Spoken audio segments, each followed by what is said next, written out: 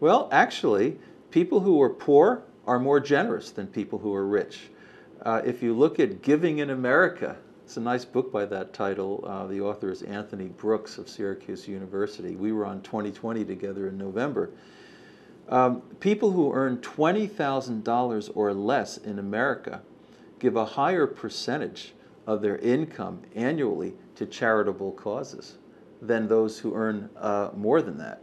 It is true, of course, you have the mega philanthropists who can drop billions of dollars, but if you look at the average American, those who have less seem to be more generous, and that's a very profound reality. Why is it exactly? We don't know. Certainly church individuals, people who go to churches and synagogues, as you look at the statistics, tend to be more generous. Maybe it's an acculturation. When you go every Sunday or every Saturday and you put $1 or $5 or $20 in a plate that comes around and you don't see it again, you're kind of learning something in that process.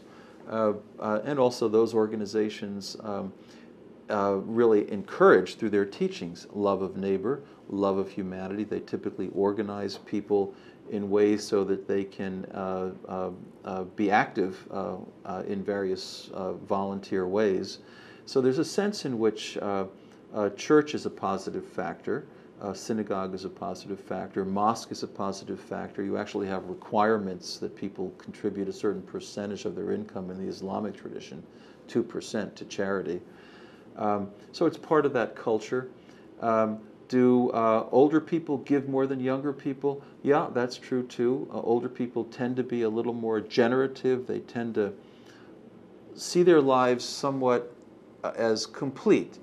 Been there, done that, climbed the ladder, had a career, had a family.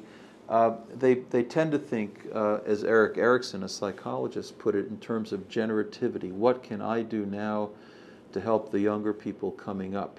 And by the way, those older adults who engage in that kind of behavior, they have a reduced mortality rate when compared to older adults who don't, in fact, engage in giving behavior. And they tend to stick with the volunteerism when there's a mentoring relationship involved, when they're doing something with and for kids, like, tutoring in the inner city or whatever it might be.